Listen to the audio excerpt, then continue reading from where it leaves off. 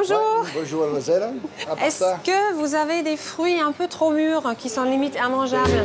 Quand elle fait ses courses, Catherine est originale. Elle ne cherche que des fruits et légumes gâtés. C'est pas toujours très joli à voir, mais plus c'est mûr, plus c'est concentré en sucre. Donc après la soupe sera encore meilleure. Catherine est une fan de soupe. C'est pour cela que l'apparence des produits ne compte pas. En plus, ces légumes trop mûrs sont 30 à 40% moins chers. 10 € pour tout ça.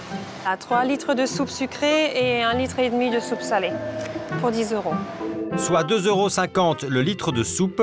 Catherine a invité une amie à un repas à boire. Elle prépare sa spécialité, une soupe carotte, ananas, gingembre. Moi, j'aime beaucoup boire des soupes comme ça parce que justement, c'est bourré de vitamines.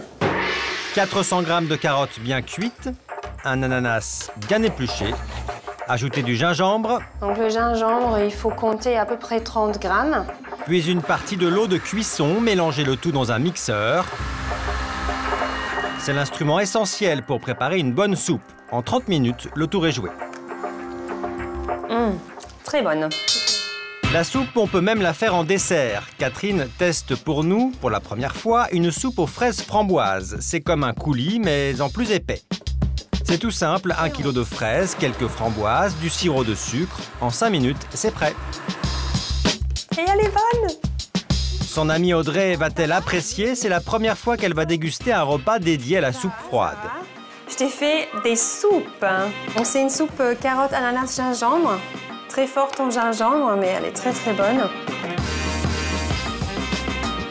Ah oui, le gingembre, on le sent bien. Ouais. Succès mitigé pour la soupe de carottes. En revanche, la soupe de fraises est appréciée. Moi, je me suis régalée rien qu'elle a goûté tout à l'heure après la cuisson. Moi, j'aime beaucoup celle-là. C'est vrai? Délicieux, ouais.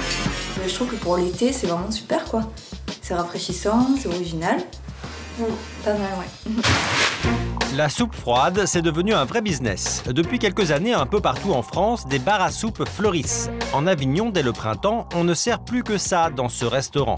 À la carte aujourd'hui, avocat pamplemousse, lentilles, betteraves, tout cela sous forme de soupe. Sophie a ouvert ce restaurant il y a 1 an. Elle vend plus de 100 bols de soupe par jour. Le succès des soupes froides, c'est qu'on essaye de travailler sur beaucoup de nouvelles saveurs. Donc là, par exemple, je sers une soupe avocat pamplemousse. En 5 coups de cuillère, vous avez mangé 2 avocats et un pamplemousse. On est dans l'équilibre alimentaire, puisqu'il y a un maximum de fruits et légumes qui apportent les vitamines qu'il faut au corps. Et puis elles ont un effet rassasiant tout en étant légères. Une pour papa et une pour Emma. C'est bien connu, la soupe froide, ça fait grandir.